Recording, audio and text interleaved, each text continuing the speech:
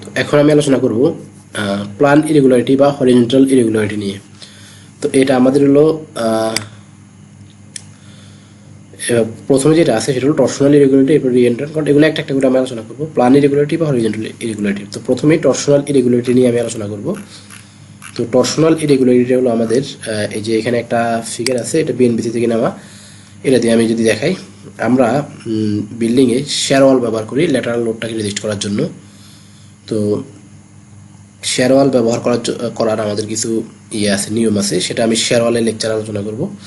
তো এখানে আমি একটা এক্সাম্পল দিয়ে বোঝাতে চাই। এই যে এখানে যে সলিড বক্সটা আপনারা দেখতে পাচ্ছেন, সেটা হলো একটা বিল্ডিংয়ের মানে ধরে নেন ফ্লোর প্ল্যান। এখন আপনি মনে করেন এই যে সাপোজ এখানে একটা শেয়ার এল শেপের শেয়ার ওয়াল দিলেন এই পুরো বিল্ডিংয়ের, জাস্ট এখানেই, আর কোথাও দেন নাই। তাহলে এখানে কি হলো, এই পুরো বিল্ডিং আর সব জায়গায় কলাম আছে, হ্যাঁ, একটা নির্দিষ্ট দূরত্ব পর পর কলাম আছে। এখন কলামের চেয়ে কিন্তু আমাদের শেয়ার ওয়ালের স্টিফনেস অনেক বেশি। শেয়ার ওয়াল আমাদের ল্যাটারাল লোডও নেয়, গ্র্যাভিটি লোডও নেয়। তো এখানে তাহলে কি হলো, আপনার এই যে এই জায়গায় শেয়ার ওয়ালটা দেওয়ার কারণে পুরো সব বিল্ডিংয়ের সব জায়গার তুলনায় এখানে স্টিফনেস বেড়ে গেল। স্টিফনেস বেড়ে যাওয়াতে কি হলো, এই যে যখন এই বিল্ডিংটার মধ্যে সিসমিক ফোর্স মানে আর্থকোয়াক যখন হবে, যখন আর্থকোয়াক ফোর্স এদিক থেকে আঘাত করবে, তখন এটার তো এই বিল্ডিংয়ে তো একটা ডিসপ্লেসমেন্ট হবে। তখন এই যে এখানে যে পাশগুলা উইক সেগুলোর ডিসপ্লেসমেন্ট বেশি হবে, আর যে পাশটা স্ট্রং সেটা ডিসপ্লেসমেন্ট কম হবে। অথবা টর্শনাল ইরেগুলারিটি, যেহেতু আমি বলতেছি, আমি আরও সহজভাবে তাহলে যদি বলি, তাহলে এই যে আমাদের যে স্ট্রং যে পোর্শনটা আছে সেটাকে কেন্দ্র করে পুরো বিল্ডিংটা, এই যে এদিক থেকে ধাক্কা দিলে এটাকে কেন্দ্র করে পুরো বিল্ডিংটা এভাবে রোটেট করতে চাইবে বা টুইস্ট হয়ে যাওয়ার একটা প্রবণতা তৈরি হবে, টুইস্ট মানে মুচড়ে যাওয়ার মতো, এটাকে কেন্দ্র করে। এটা তো আমাদের বেশি ডিসপ্লেসমেন্ট। তাহলে এই যে এটাকে কেন্দ্র করে যে মুচড়ে যাওয়ার যে প্রবণতা বা সেটাই হলো আমাদের টর্শনাল ইরেগুলারিটি। তাহলে টর্শনাল ইরেগুলারিটি আমাদের কেন হয়, যদি কোনো একটা বিল্ডিংয়ের কোনো পোর্শনে স্টিফনেস অনেক বেশি হয় অন্য পোর্শনের তুলনায়, তাহলে সেই পোর্শনকে কেন্দ্র করে পুরো বিল্ডিংটা রোটেট করার চেষ্টা করে। কখন রোটেট করার চেষ্টা করবে বা টুইস্ট হওয়ার চেষ্টা করবে, যখন আর্থকোয়াক ফোর্সটা অপোজিট ডিরেকশন থেকে আঘাত করবে তখন। তো দেখেন আমাদের এখানে আমাদের এই পোর্শনটা বেশি স্টিফ হওয়ার কারণে যখন আর্থকোয়াক লোডটা এখানে আঘাত করছে, তখন কি হয়েছে, এখানে এই যে পরবর্তী মানে আঘাত করার পরে আর্থকোয়াক লোডটা এখানে আঘাত করার পরে পরবর্তী অবস্থা হলো ডটেড লাইনে যে বক্সটা আছে সেটা হলো আমাদের তখন এটা বিল্ডিংয়ের পরবর্তী অবস্থা। তাহলে দেখেন কি হয়েছে, এখানে আমাদের ম্যাক্সিমাম ডিফ্লেকশনটা হয়েছে, অনেক বেশি ডিফ্লেকশন, মানে এটা এখানে ম্যাক্সিমাম ডিফ্লেকশন আমাদের এখানে হয়েছে, এখানে আমাদের মিনিমাম হয়েছে, আর এখানে হলো এভারেজ। এখন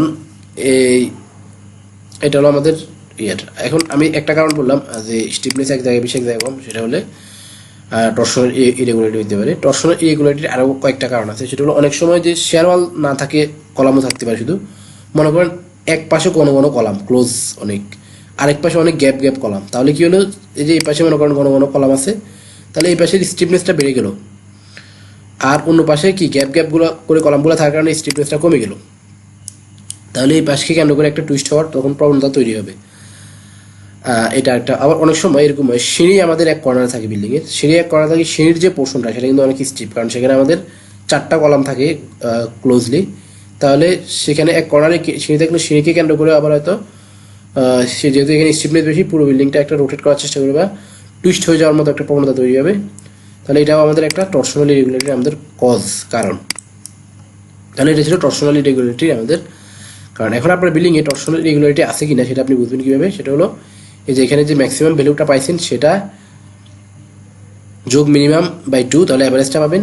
ম্যাক্সিমাম এবং অ্যাভারেজের রেশিও যদি 1.2 এর চেয়ে বেশি হয় তাহলে এটা ইরেগুলার, আর ম্যাক্সিমাম এবং অ্যাভারেজের রেশিও যদি 1.4 এর চেয়ে বেশি তাহলে এটা এক্সট্রিমলি টর্শনাল ইরেগুলার। এটা আমরা এই ট্যাপসে চেক করব।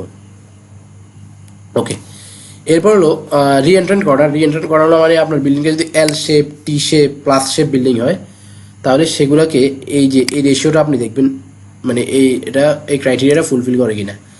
মানে এ বাই এল এর রেশিও যদি 0.15 এর চেয়ে বেশি হয় তাহলে আপনার এটা ইরেগুলার বিল্ডিং। আপনার যদি হাইটের যে ক্রাইটেরিয়া এবং জোনের যে ক্রাইটেরিয়া সেটা ফুলফিল করলে আপনাকে ডাইনামিক অ্যানালাইসিস করতে হবে। ওকে, এরপর আমাদের আমি একটু এতে আসি, এখানে আসি, এই যে রি-এন্ট্রান্ট করার পর্যন্ত গেল। এরপর হলো ডায়াফ্রাম ডিসকন্টিনিউটি। ডায়াফ্রাম ডিসকন্টিনিউটি মানে হলো আমাদের অনেক সময় বিল্ডিংয়ে আমরা ভয়েড রাখি। এখন ভয়েডটা আমরা যদি ইউনিফর্ম রাখি তাহলে কোনো অসুবিধা নেই, কিন্তু কখনো যদি আমরা এরকম ভয়েড রাখি যে এক এক ফ্লোরে এক এক রকম ভয়েড, মানে এক এক রকম, এক ফ্লোরে দেখা যাচ্ছে ভয়েডটা খুবই ছোট, আরেক ফ্লোরে অনেক বড়, যেমন এখানে এই ফিগারটাতে দেখা যাচ্ছে এই যে এখানে ছোট, আস্তে আস্তে ক্রমান্বয়ে কী হয়েছে ভয়েডটা বাড়ছে। তাহলে এরকম যদি হয় তাহলে এটা হলো ডায়াফ্রাম ডিসকন্টিনিউটি, এবং এটা যদি 50% হয়ে যায় টোটাল ফ্লোর এরিয়ার তাহলে এটা ইরেগুলার। তাহলে এটা ইরেগুলার, এবং এখানে আমাদের ইয়ে করতে হবে, যে এখানে আছে ইরেগুলার ডায়াফ্রাম ডিসকন্টিনিউটি, হ্যাঁ, ওপেনিং যদি 50% আমাদের ইয়ে হয়ে যায় আর কি, মোর দেন 1 স্টোরি টু নেক্সট স্টোরি, তাহলে যদি আমাদের বয়েডটা ইউনিফর্ম না থাকে, যদি এক এক ফ্লোরে এক এক রকম হয় তাহলে এটা আমাদের ইরেগুলার বিল্ডিং হবে। এবং ডাইনামিক অ্যানালাইসিস হয়তো আমাদের যে হাইটের ক্রাইটেরিয়া যদি মিলে যায়, এবং মানে হাইট এবং জোনের ক্রাইটেরিয়াটা যদি ফুলফিল করে তাহলে আমাদের ডাইনামিক অ্যানালাইসিস করা লাগবে। ওকে, এরপরে আমাদের যেটা আছে যে টপিক, সেটা হলো আমাদের out of plane offset. Out of plane offset মানে হলো আমাদের অনেক সময় যে শেয়ার ওয়ালের ক্ষেত্রে বেশিরভাগ এরকম হয় আউট অফ প্লেন অফসেট। এই যে এখানে একটা শেয়ার ওয়াল এক জায়গায়, যে এখানে এক জায়গায় গিয়ে হয়তো থেমে গেল, মানে এটা আর কন্টিনিউ করলো না, অথবা এই যে এরকমভাবে বিহেভ করলো, এখান থেকে এখানে, এখান থেকে এখানে, এইভাবে, তাহলে এগুলো হলো আমাদের আউট অফ প্লেন অফসেট। এরকম যদি হয় তাহলে আমাদের এটা ইরেগুলার বিল্ডিং, এবং আমাদের যদি হাইটের ক্রাইটেরিয়া মিলে যায় তাহলে এটা ডাইনামিক অ্যানালাইসিস করতে হবে হাইট এবং জোনের। এরপর সবার পরে যেটা আছে সেটা হলো নন প্যারালাল সিস্টেম। নন প্যারালাল সিস্টেম মানে হলো আমি একটু আগে বলেছিলাম যে শেয়ার ওয়াল আমাদের ব্যবহার করতে হবে হলো সিমেট্রিক্যালভাবে, মানে ওই যে এক কর্নারে দিলে শুধু হবে না, অপোজিট কর্নারও দিতে হবে, যাতে ব্যালেন্স হয়। ব্যালেন্স করে না দিয়ে যদি এভাবে ব্রথেরভাবে দেন তাহলে আপনার এটা ইরেগুলার বিল্ডিং হবে, এবং আপনার হাইট যদি আপনার হাইটের ক্রাইটেরিয়া যেটা আমি বলেছিলাম প্রথমেই সেটা এবং জোনের ক্রাইটেরিয়াটা মিলে গেলে আপনাকে ডাইনামিক অ্যানালাইসিস করা লাগবে। তো এটা ছিল আমাদের বিল্ডিংয়ের স্ট্রাকচারাল কনফিগারেশন, ইরেগুলার বিল্ডিং। আমি যে বিল্ডিংগুলো নিয়ে আলোচনা করেছি, মানে যে ধরনের ইরেগুলারিটিগুলো নিয়ে আলোচনা করেছি, সেগুলো ছাড়া বাকি সব বিল্ডিংগুলো রেগুলার।